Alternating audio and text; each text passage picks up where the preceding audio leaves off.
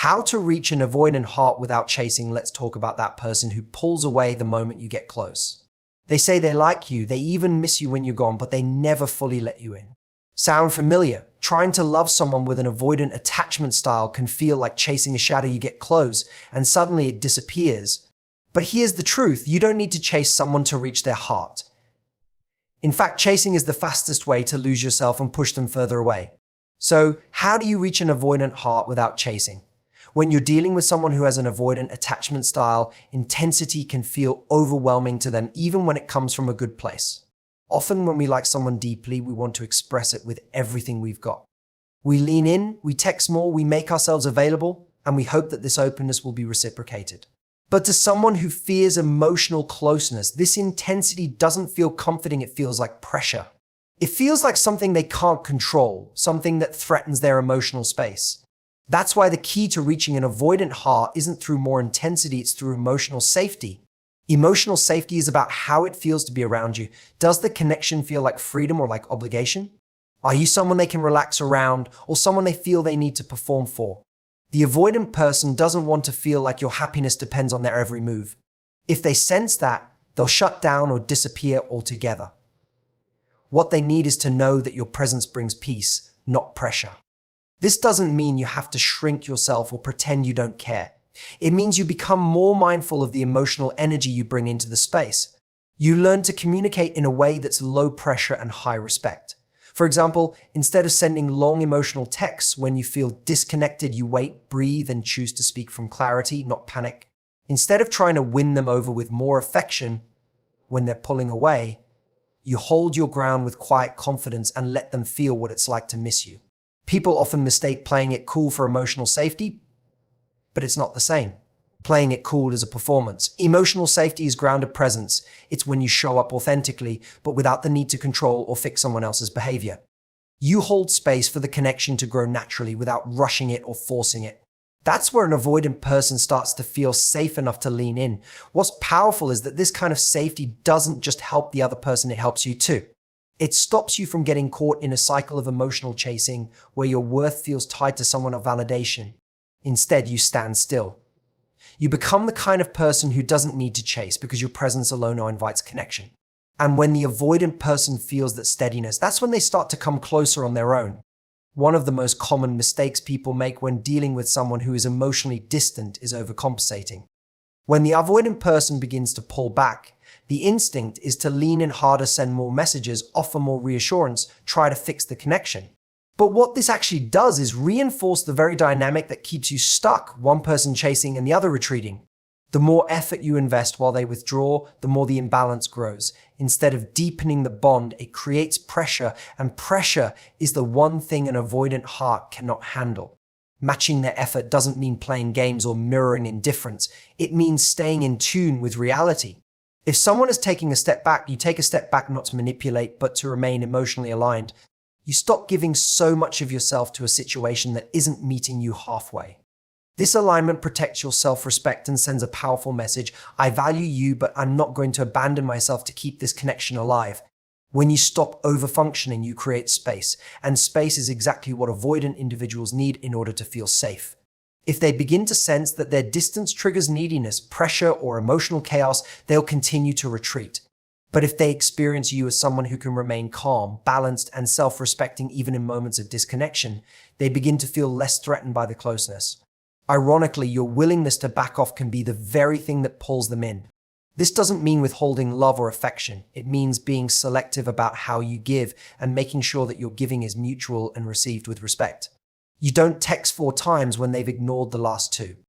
The instinct for many people is to try to convince the other person to stay, to open up, or to commit.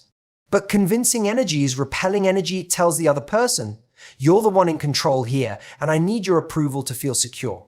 That imbalance makes the avoidant person feel even more pressure, which often leads them to pull back further. What creates true gravity in a connection isn't persuasion, it's self-assuredness.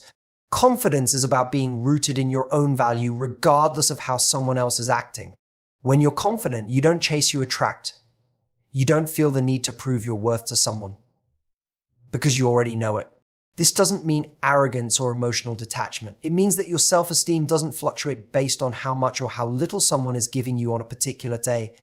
You show up as a whole person, not someone looking to be completed or validated.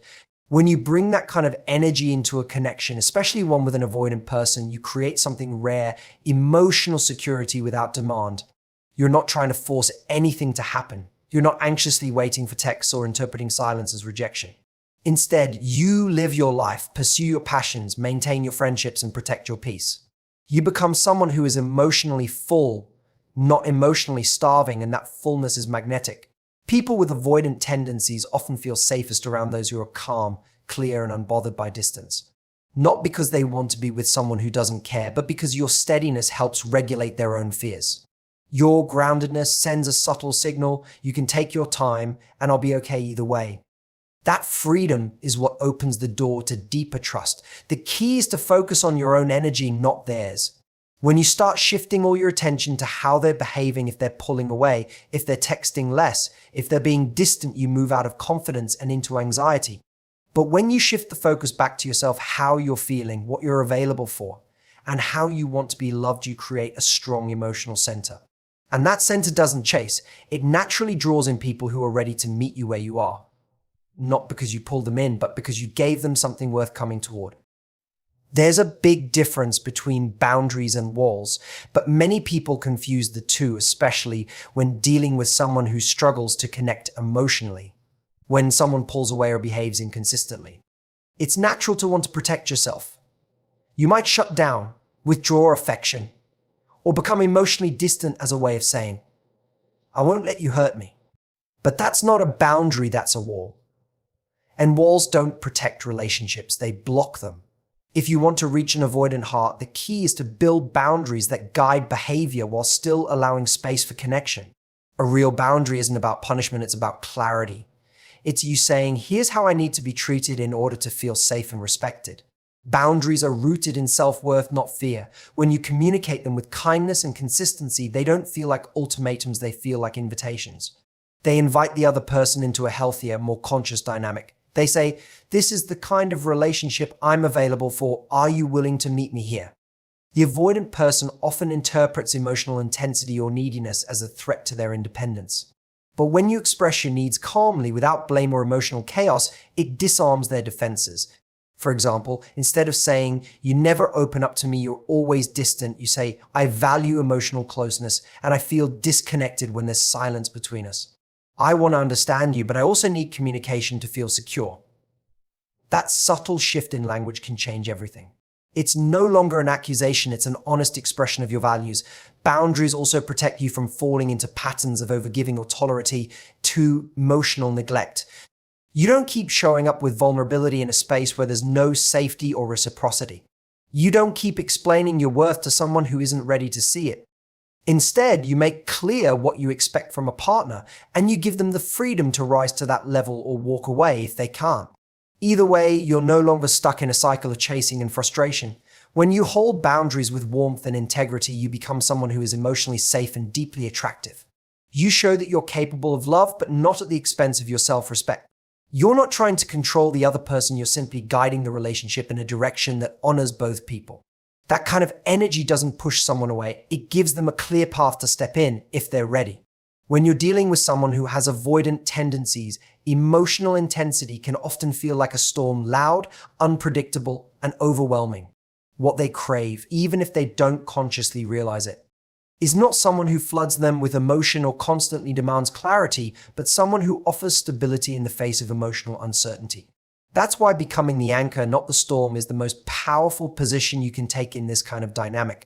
An avoidant person often carries deep-rooted fears around closeness. These fears may have developed early in life or through past relationships where vulnerability felt unsafe. When they sense emotional chaos, whether it's in the form of intense arguments, constant checking in, or a need for constant reassurance, their default response is to retreat. They don't feel secure in the storm, but when you bring calmness and emotional steadiness, you create a sense of safety they rarely experience. Being the anchor means regulating your own emotions before you try to manage the relationship. Instead of reacting immediately when they pull away, you pause. You don't send a flurry of texts, spiral into overthinking, or try to force a resolution. You learn to sit with your own discomfort and respond from a grounded place.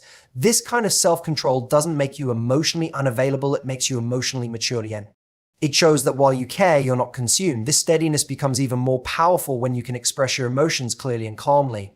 When something bothers you, you don't explode or withdraw, you speak your truth directly without drama.